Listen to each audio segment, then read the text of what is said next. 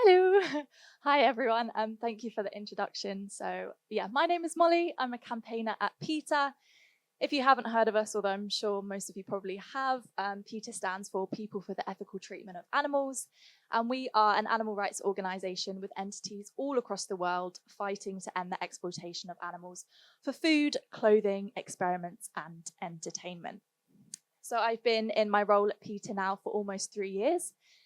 And in this time, I've worked with the media, celebrities, our supporters, and activists to spread the message of animal suffering and find ways to stop it. So I have stormed red carpets, runways, and VIP events to remind people that animals aren't clothing. I've organised countless demonstrations around the UK to encourage people to go vegan and challenge their speciesism. And I've led a multi-year-long campaign that succeeded in convincing the UK's largest travel company, Jet2 Holidays, to stop selling tickets to marine parks. And these are just a few of the ways that PETA is working to make the world a more compassionate place for animals. Oh, getting ahead of myself. So last year, when I was at VARC, I talked about all of the ways that we can be a voice for the animals. And this year, I want to get a little bit more specific and talk about how we can increase the impact that we're already having with our activism. So, of course, taking action is always worthwhile, and it's the most important thing that we can be doing. But I think it's so important that we take time to pause, reflect on what we're doing, and see if we can be doing any of it just a little bit better. As we know, animals are suffering right now, and every second counts, so we really want to make the most of every opportunity. So I'm hoping to share with you some little tips and tricks that I've learned along the way to show how even just making a slight difference to a photo or a little bit of extra preparation before a protest can really make a huge difference. So let's get into it. So the first topic we're going to dive into is capturing a powerful photograph. So I'm sure we've probably all heard the saying, a photo is worth 1,000 words. And I think this is why photos are a really powerful tool that we can use for the movement. So firstly, photos can be understood by everyone, regardless of language, of background, of beliefs. We know that they're instantly understandable. So with one photo, we have the ability to convey an entire message. We have the ability to educate someone on an issue far quicker than a block of paragraph or text ever could. We know photos can convey emotions, they can tell stories, and that can evoke deep emotional responses in people. And these emotional responses are what we want people to feel, to spark outrage, to create empathy, to inspire action, or simply just cause someone to feel intrigued enough to search more about an issue.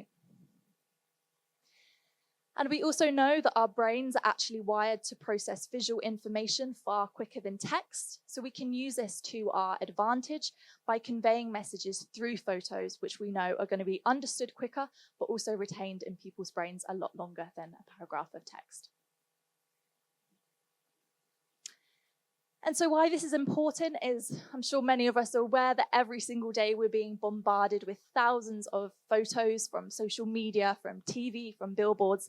And so our ability to filter out and ignore content is stronger than ever. And this is why we need powerful photos that are going to cut through all of that noise, that are going to stop someone mid-scroll and communicate the animal rights message to them. So of course, photos come in many different forms. We may think of a haunting image of an animal in a factory farm or in a slaughterhouse, or photos from a protest. And the latter is what I'm going to be talking about today, because I think a lot of us are already involved in a lot of on-the-ground activism. And so this is a way that all of us can immediately kind of increase our impact with the activism that we're already doing. So the first tips are actually going to come before your protest. And so as I go through this, I know some of you may be thinking, okay, well, I don't actually organize the events, I just go along to them. But I wanted to use this opportunity to really emphasize that you don't need to wait for someone to organize an event for you to attend. And you'll see in a few slides along how you can make such a huge impact with just one person or even just a few people. And hopefully these slides as well will give you some confidence to be able to do that if you can, because I think we need more people being proactive and getting out there, taking action and doing whatever they can. So the first step is to be creative. So we really want to come up with eye-catching visuals that are going to stop people in their tracks and think, what is going on here? So when thinking about what your protest is going to look like, you want to think about maybe involving costumes, involving props, bringing in performative actions that really get people to stop and stare and think, what is going on, as I already said. So an example here is just, we're giving out a food giveaway. We can easily make this more eye-catching for people who are there seeing it in the moment, but also for press and social media by adding in some fun costumes, some fun pink signs. Again here, a simple protest, but elevated so much by including costumes. And of course, some of us might think, oh, we don't have the budget to do that. But even simple things like making sure that activists are coordinated, wearing the same colors, can really elevate the look of a protest. Another example here, how we've elevated this visual of a protest by including some costumes and also including a performative action where something's happening that's getting people's attention, that people are going to stop when they're scrolling past it on Instagram thinking, hang on, what is going on here? I've not seen anything like this before, and they're intrigued and want to find out more. And again, a few examples here, how just you can make an impact with just one person by adding in a prop or a costume. These, very easy to organize, didn't take very long, but had great impact and got published in newspapers and did really well online as well. So the next step is to plan your shots in advance. So I'd always recommend looking for inspiration from other protests, from photographers, looking at how they take photos. It's just going to make everything a lot easier when you arrive at the protest and you're no doubt overwhelmed by everything's going on. You can kind of already in your mind have what kind of shots that you want to get. So if you're targeting a company, you want to check beforehand to see if there's any signage anywhere. Make sure you get their logos in the photos, as with the H&M one. If you're targeting a specific event, again, you want to see if there's any signage around so you can position the activists in front of it to establish where you are. And thirdly, if your protest is more of a general protest, it's a really nice idea to perhaps position the activists in front of a particular landmark or iconic statue, just to show where you are and just to add a more interesting element to the photo. The next step is clear signage. So thinking about the signage that you're going to use for your protest. So we really want to make sure that we're using signs that are clear, easy to read, and have a call to action. And we want the signage to be so clear that people don't need to rely on reading a caption of text to work out what is happening in the protest. They know straight away. So I want to emphasize as well, making sure to have a very clear call to action on it. Sometimes I think we can get so carried away in the protest that we forget to kind of emphasize why we're there and tell people what we want to do about it. Because so often there's a lot of different approaches from a protest and what we want to happen. So for example, here at Peter, we have a campaign urging Burberry to stop using cashmere. We often do a lot of events that are targeting them, but in this protest specifically, it was around Christmas and we wanted to urge people not to buy cashmere. So for example, we were very clear on the sign, goodwill to goats, never buy cashmere. Otherwise, if we didn't necessarily have the call to action, what happens sometimes is people were walking along and oh yeah, that's good, they're protesting that, yeah, that's good. But we actually need to tell them, well, what do we want to happen about it? What can you do about it as well? So make sure that that's very clear.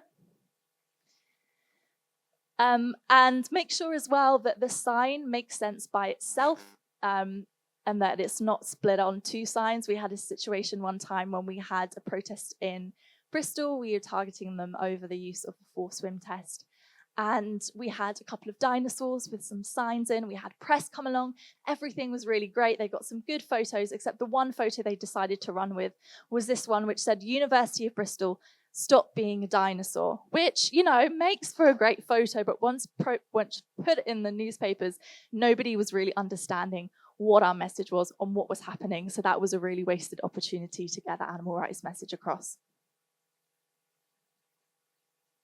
And the final thing I'd like to emphasize about signage as well is if you do have a big group of people, I would only really recommend having maximum 2 or 3 different signs repeated. You can even just use the same one. I know we want to get creative and think of different ways that we can say the same thing, but sometimes it can just get a bit messy. People are unsure where to look. They might leave without having the right message. So you just want to make sure it's really, really clear. I can think, you know, if you were looking at this photo and these all had different signs, different text on it, it would be a bit overwhelming and maybe less engaging for people. So really don't worry about having loads of creative ways to say the same thing. And the last tip is just to make sure that you've got your camera ready. So these days we're really fortunate in that we don't need to buy expensive cameras to take good photos, but you can just do a few tips like going onto your settings and making sure that your phone is taking your photos in the best quality possible just to give them the best chance of looking good. So some quick fire do's and don'ts for creating powerful photographs. The first thing is to take a variety of shots. Just get really creative with how you're taking photos. A fail-proof way is to like crouch down and take a photo from below. It just seems to work every time. And you can see what a difference this makes, for example, in this foie gras demo. Photo on the left looks okay, but the photo on the right, it just has a much bigger impact. It looks a lot more impactful. Again, with this photo here of a protest outside of Whole Foods, the coconuts on the floor and the photo on the left don't look hugely impressive, but when positioned on the photo on the right with the angle of the camera, it just really adds a lot to the dynamic of the photo. The next one is to focus on one main visual or one main activist. A lot of the time, you know, it's really great to have a huge group of people and show the impact that a protest is having. But like I said, like sometimes you only need one person or a few people to make an image that looks really, really powerful. An example here of a protest outside of Canada Goose. Again, the one on the left is good, shows a great impact, but the photo on the right is a lot more engaging for people to see, for social media, for press, but still conveys the same message, even just with a couple of people. The next one is to take action photos. So if people are leafleting, if people are chanting, people are talking to security or police, that's always a winner. So just take photos of everything that's going on. For example, in this photo on the left, you know, it looks very pretty, but the one on the right is a lot more engaging with the girls here handing out leaflets and interacting with members of the public. Similarly here with the activist chanting, really has the ability to sort of convey emotion through a photo rather than just kind of maybe stood a bit expressionless or a bit sad, but it really shows how the protest felt in the moment. The next one, similarly, is to capture candid reactions. So I guess a broader emphasis would be not just to focus on the protest itself, but the reactions that it's creating in the moment, the impact that it's having. So are people shocked? Are people horrified? Are people upset? Make sure to grab that on camera as well. Again, just to emphasize to make sure signs and logos are visible. So for example, if you're protesting a store, make sure that their logo is in the background. And just take plenty of photos. It's so much better to take 1,000 photos and delete 950 of them than realize that you took only 3 photos and actually they're all a bit rubbish and you didn't get any of the shots that you wanted. So what I normally do is kind of just take loads of photos, go through and favorite the ones I like, and then you can easily just go through and delete the ones that aren't as good. So a quick few don'ts. Don't try to include everyone. I know we like to be really nice and we want to include everyone in the shots, but if something's working really well, then do focus on that because eventually that's going to give you the best chance of getting press, of it doing well on social media. So yeah, do just focus on what's looking the best in the visual. Don't hesitate to direct people. If you've got a group of activists in front of you, often you as the person taking the photo are going to have a better idea of what's working well in the moment. So don't be afraid to ask people to move around, to try new things. I'm sure they're only going to be happy to help you get the good photos. And don't forget to check the entire frame as well. So you don't want to come home, again, look at these photos and realize there's a big bag of trash in the corner or people's bags everywhere. You just want to make sure that the shot looks really, really nice and tidy. So those are my tips for how we can make our photos a little bit more exciting and therefore hopefully spread the message a little bit further. The next thing I wanted to talk about is how we can amplify our activism using the media, so both traditional and social media. And so why this is so important is that by using the media effectively, we have the ability to exponentially increase our reach and our impact way more than what's possible through on the ground activism alone. So if we think about it, for example, we might be on the streets, we might hand out a few hundred leaflets if we're lucky, we might have a handful of conversations, but by using the media, we can make sure that we reach far more people than who are just seeing it in the moment, maybe thousands, if not millions more people. So when it comes to traditional media, so we're thinking newspapers, TV, radio, that kind of thing, I would always recommend sending out a media alert a few days before your protest. So this is going to share what is happening, when, where, why, contact details, and invite journalists to come along. If you don't manage to do this, or if for some reason they don't come along on the day, then do just send them some of your best photos afterwards, as quite often they will still publish the story using your photos. This is very common now. I think they all got a bit lazy since COVID. Don't tell them I said that. Yeah, and then moving on to social media, I think probably a lot of us will agree that social media is one of the most impactful tools we have as activists these days. And not only does it have the effect like traditional media does in the fact that we can reach way more people, it also allows our activism to continue having impact way after our event has finished, as we might be on the streets again just for an hour or a few hours, but by sharing content online, that has the ability to continue circulating indefinitely and reaching more people and influencing people over the time. So it's a really, really powerful tool that we can be using. So this is an example here of a demo that we did recently outside of Gucci, where we were urging them to stop using wild animal skins for their bags and accessories. We were only there for probably an hour or so. I mean, we were in London, so maybe a few hundred people saw us. But by posting this online, it's already reached over 9 million people, continues to grow, continues to spread the animal rights message and generate conversation. And what's really great about social media these days, I know there's already been some amazing talks on this today, is it has really changed over recent years, meaning that you don't necessarily need to have a large following to be able to gain traction, meaning all of us have the ability to be effective on social media. And so here are a few top tips for using social media effectively. The first one is don't wait for perfection. Consistency really is key. I don't know how many times I've gone to post something and then been unsure about it, so I haven't posted it. But any action is always better than no action. So do keep going for it anyway. And remember that the feedback loop from doing is so much better than kind of putting things off, trying to read some more information. Like, just do it. Easier said than done, I know. Formatting is really important, and by that I mean if you're posting a video on Instagram, you want to make sure that it's in portrait mode. If there's a voiceover or people talking, you want to include captions. Basically, we want to kind of lower the barriers to people being engaged as much as possible. So if someone's scrolling past and they find a video and they can't really see it because it's landscape, or they can't really hear what's going on, then they're just going to scroll on past. We also want to make it kind of look as aesthetically pleasing as possible and as easy to engage, people to engage with as possible. The next one is optimized timings. So Instagram has some great features where you can go into your settings and see what time your followers are most active, and then you can post at a time when they're most likely to engage with your content.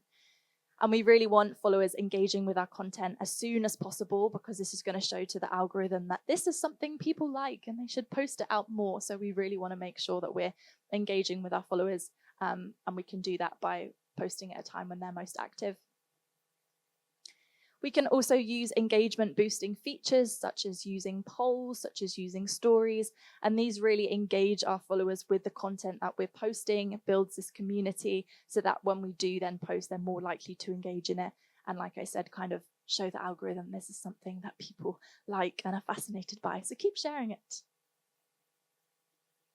We can leverage trends and challenges. So TikTok is one of them places where we see new trends and challenges happening every other day. And I think a lot of our work as animal rights activists has to be about trying to insert the animal rights message wherever we possibly can, and to get people talking about animal rights, however we possibly can. So if you see a trend or a challenge happening, think, how can I insert an animal rights message into it, replicate it with an animal rights message? A great way to kind of hop onto things that are already gaining traction. Be creative. I think this goes down to everything. Just keep trying new things. You know, the algorithm is changing all the time. We don't know what's going to work, what's not going to work. If it's useful, what's working for us right now are two particular styles of posts. The first are ones that are really shocking. So, for example, if we replace cats or dogs or an animal that people usually love in the position of food animals. So, for example, with the catmonger demo, where we had cats in the place of fish, you know, fish and chips or a market or something like that, that really shocked people and think, oh my God, what is happening? And the other one is more performative actions, where we might have someone being skinned alive for leather and they're screaming on the streets, that really kind of stop people again and think, oh my God, what is happening? But with that, we've got to monitor and adapt what's working. So you want to really start learning what kind of content posts well. There's loads of analytics that you can see just through using the app alone. And, you know, if something's working well, then keep replicating that. If it's not, try something new. We've really got to learn to be flexible and keep adapting as we need to. And the final point is just to mute your notifications if necessary. I know a lot of this content can invite in gifts of steaks and whatnot. Get them in my inbox every other day. And if it's too much, then feel free, like, just to block people, mute your notifications, look after yourself. Don't feel the obligation to reply to everything. But I would say, you know, that if you are getting mean messages, then it really is actually a good sign, because although it's really nice to have our vegan followers comment and say, oh my God, this is amazing, when we're getting them other kind of comments, it knows that our posts are reaching the right people. So that's a good thing to make yourself feel better if you do get mean messages in your DMs. And the final section that I wanted to talk about is the impact of language. So I think language is one of the most subtle but influential tools that we have as activists. It's something that we're using every single day. And I think we can, you know, reflect on other social justice movements and how language has played a huge role in that. You know, there used to be certain words that were widely accepted that now have are no longer widely accepted, to show a change in society's attitudes. And so there are a few tips that we can use. The first, some of us may already be familiar with: let's never refer to animals as it, but let's refer to them as he, she, or they. With referring to them as it implies that they're inanimate objects like sofas and toasters, rather than the loving individuals that they are. You can see a little picture. They're not balloon animals, real animals.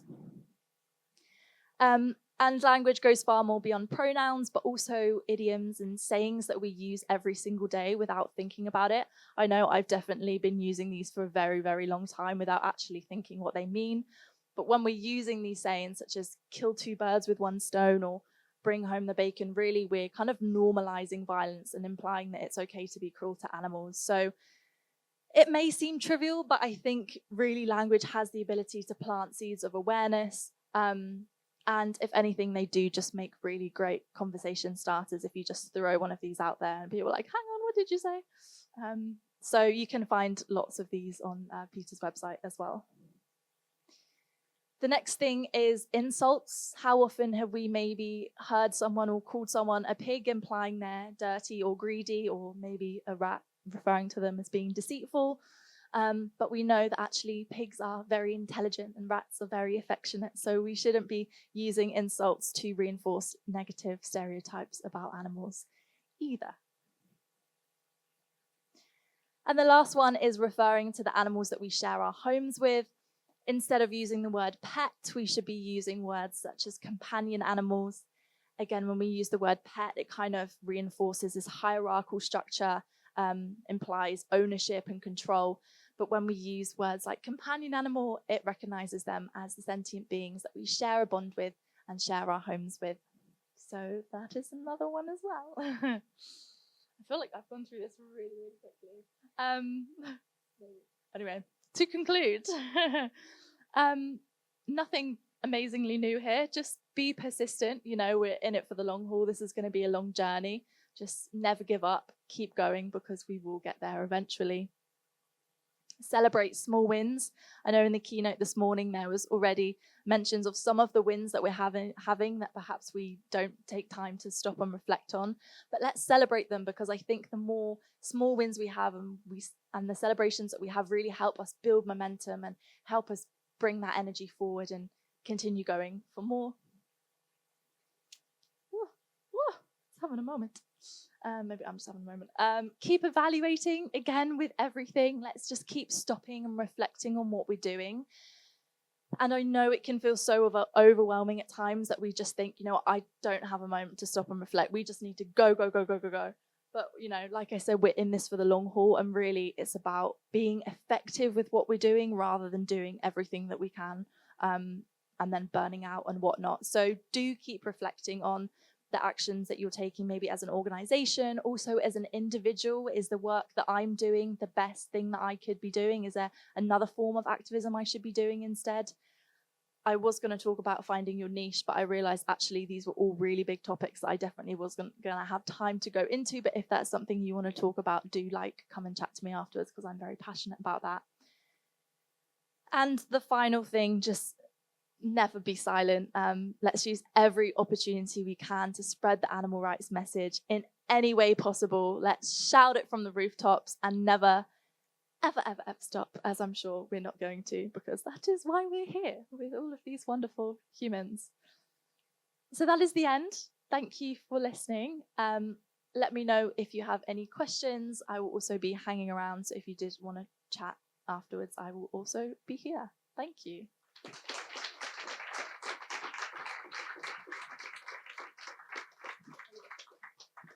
So we've got loads of time for questions. We can start with some that have been submitted on the app, and then we'll do a little run around the room. So the first question, what tips do you have for inspiring creativity, especially when campaigners have been utilizing the same techniques, but targets are becoming immune to them? Oh, good question. That's definitely something. Who asked the question? Is it okay? Definitely something we definitely are always thinking about as an animal rights organisation that does try and think of a lot of creative actions. I think firstly, allow yourself time to be creative. I know sometimes if I'm sitting down thinking like, what am I going to do about this particular issue, I want to do something here on this day. Like when you have a lot of constraints, it can be hard for the mind to be creative. So maybe just opening up your thoughts to like, what could I do? Might help. If that's too broad, then maybe narrow it down a bit. Just allowing yourself space to be creative, and maybe just engage in more things in your personal life that are creative to you, whether that's creating music or creating art, and just having that time to be creative, I think will then foster creativity in other ways.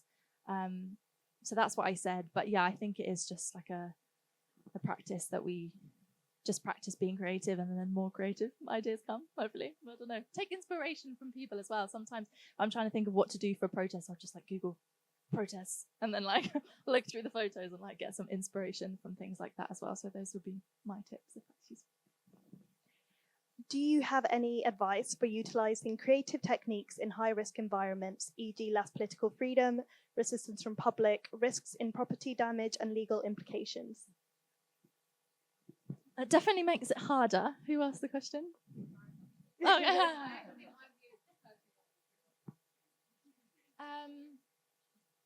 I think you've just got to work within the confines of what you have. Sometimes it definitely is harder, for example, if we're doing more disruptive actions. Just the logistics of trying to like sneak in a huge costume or something are difficult. I think it's about...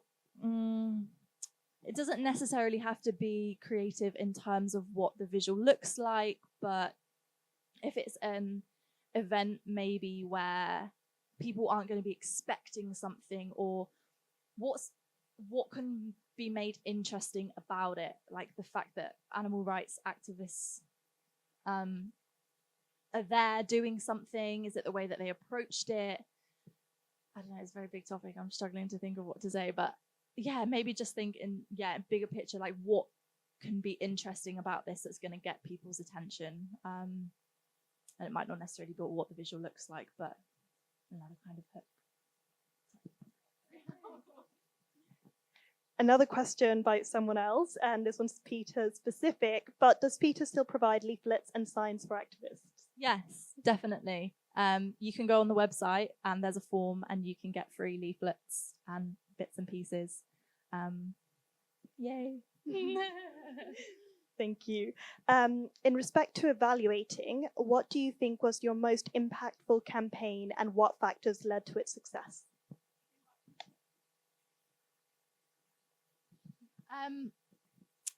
I mean, I've only been at PETA for 3 years, so I can't speak on all of them. I will speak for the Jet 2 Holidays campaign because I was leading that one.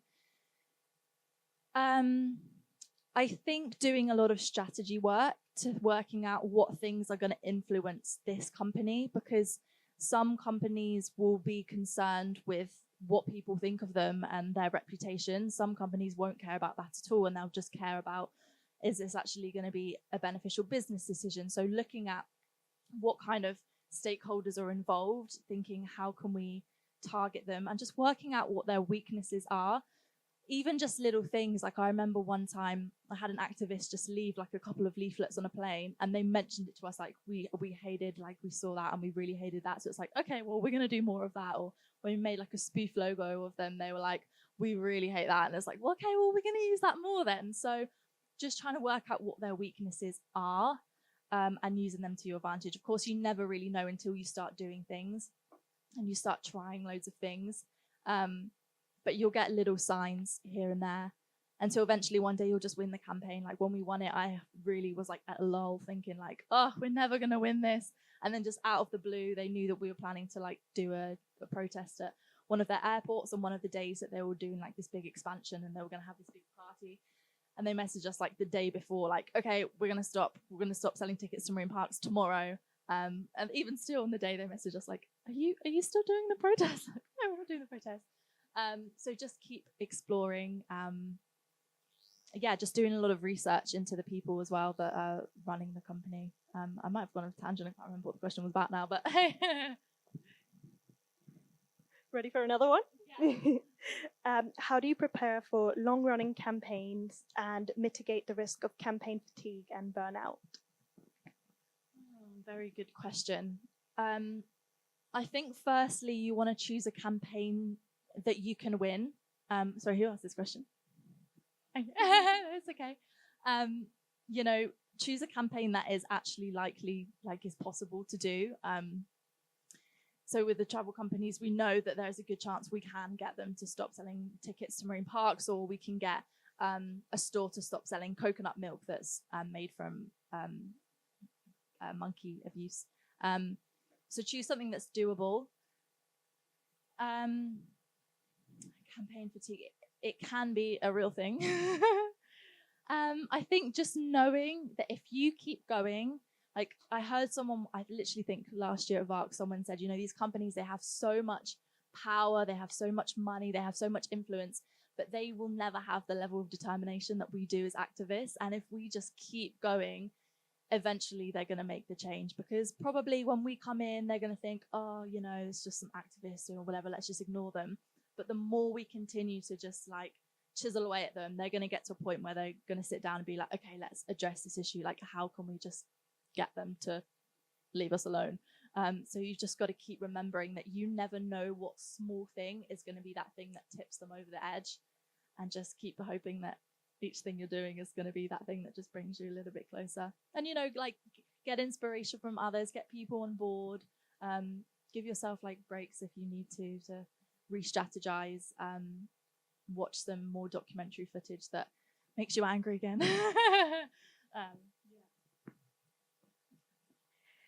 Have any of your stunts ever been too graphic? And this person is asking because they're running an animal testing stunt soon.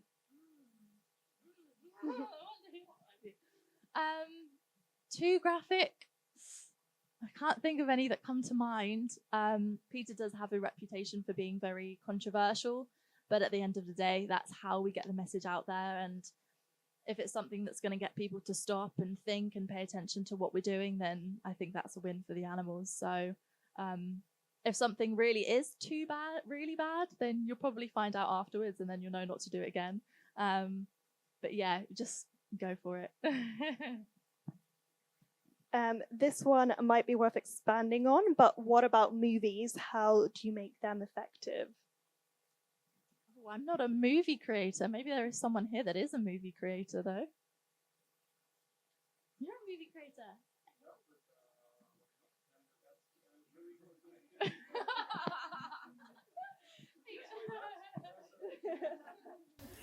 That's connected, like pictures are and paintings and movies are about the same universe as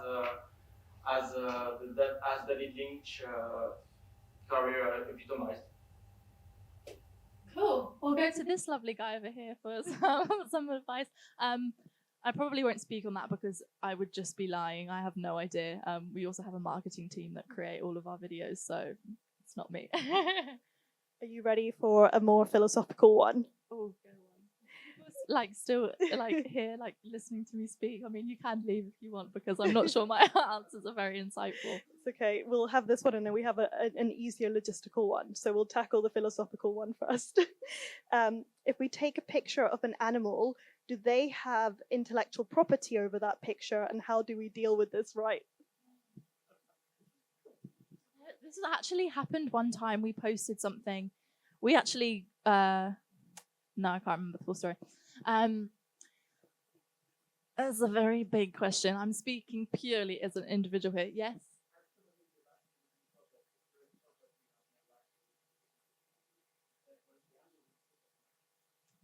That. I mean, my thoughts would be, I guess, that animals want us to, you know, be their voice and spread the message in any way we can. So if taking a picture of the animal and sharing it online is a way that someone's going to stop consuming and exploiting those animals, then, I mean, I think they'd say go for it. But I think that there are definitely barriers to that. It's not always every case, but I think, yeah, I don't know. Big question. It's all right. This one, I think you've got this next one. So from where are animal costumes that are vegan obtained? And this person has struggled to find vegan animal heads that are any good. Who's asking this one? That are like, as in good as in they aren't using animal products or that they look good? I mean, I think a lot of costumes that we use are just made of like polyester and things these days. We also hire a lot of costumes. There's lots of like prop companies where we often hire costumes from. And we also work with a lot of prop makers who make props for us, which I know is not very ideal as an individual, probably with a smaller budget than we do. But yeah, I mean, sometimes you can get creative with how you make them. So for example, with like orca costumes, for some reason they've disappeared off the marketplace, so I kind of worked out getting like black unitard and then a white kind of bodysuit. So sometimes maybe you've got someone that can like just good with designing things and like creating costumes, or sometimes you can take on a different aspect of like how we can represent that animal. So I think there's a slide back there when we were doing a protest for the monkeys that are used for forced labor in Thailand. We had them in sort of prisoner costumes because we were kind of representing that they're enslaved. So it doesn't necessarily have to be in a representation of what that animal actually looks like, but maybe perceiving them like in a different way, maybe. Let us know. Sometimes we lend out our costumes, so might have it in the inventory. Climate change event with them wearing a cow head. Because they Nice. don't see the cows in the room. So I couldn't find a cow head that would suit. I've got one cow costume, but it's been around for a very, very long time, so I'm not sure where that came from. But maybe we can exchange contacts and you might be able to borrow our cow head. Although I will say it is a very big cow head in the sense that you couldn't just hide it in your pocket. So it depends what your mode of getting in is for. yeah, if you think no one's going to pull you up on it, then you can definitely be in touch and I'll see if I can lend it to you. Great things happening. Collaboration. So thanks for a great talk. How do you decide what sort of staging is the most effective for a given campaign? Can we have more explanation of the question, please? It's from me. Hi, nice to meet you. Brilliant talk, by the way. Yeah, just really interested in how you determine the staging, whether it's more in a public area or whether it's more, stationary, whether it's silent, whether there's actions, whether it's interactive with the public, how you sort of determine how you stage the actual event. I think it depends on what the goal of the protest is. If it's something we want the public to get involved in, then we'll definitely do something in a public location. If we want press to come along, if we want journalists to come along, then we want to make sure it's in like a city centre or somewhere that's easily reachable, because if you're in the middle of nowhere, then no one's going to come along. Again, if you purely want to protest just the company, then being at their headquarters in the middle of nowhere doesn't matter if there's not that many people around or press aren't going to come, because you're going to be outside there making an impact. And in terms of like silence or chanting or what, again, I guess trying to work out what kind of atmosphere you want to create. If you want to create like a really powerful protest, or if you want people chanting, normally you probably want a bigger group of people. Silence can create very like somber situation. But then that might be more to do with what you want to create in the moment. Again, if you're then taking photos, it might look more impactful to have people chanting and videos and stuff like that. So I think really it just comes down to like what your intention really is with the protest and what you want to create and what you want to get out of it. That's helpful. So this is the last question I have here. You said choose something to protest against that can be changed. How do we decide what is possible for a company to change? Am I coming back over here? That is a good question. I guess by that I mean let's not protest outside of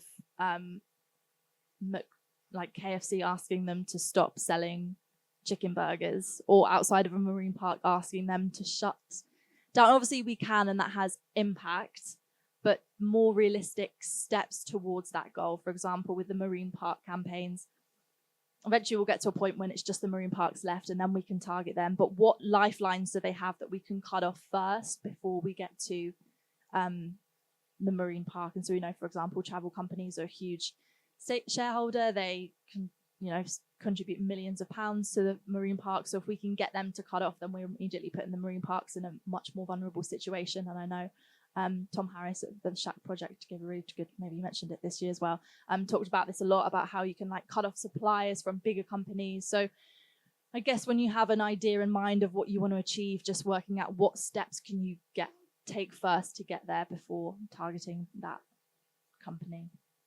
Yeah, does that help? That makes sense? Any more questions? Big round of applause for more. Oh, sorry, was that a question? Personal interest in something. Okay. I don't know. Just like how when you're planning, like when you're planning a campaign action and it has the potential to make a mess. How do you weigh that up with the idea that someone is going to have to clean up after your mess in the nicest way?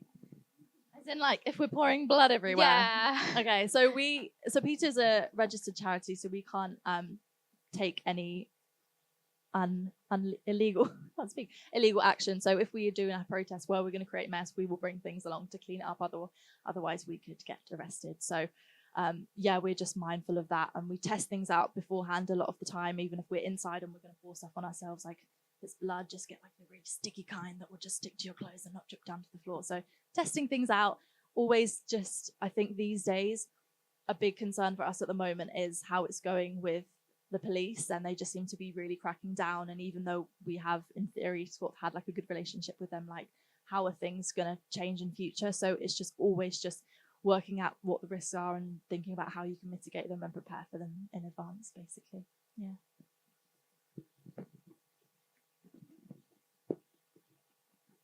How do you measure the success of the campaigns, unless it's something like getting the travel company to stop selling tickets to a marine park, where that had a very obvious success. But how do you measure the success otherwise?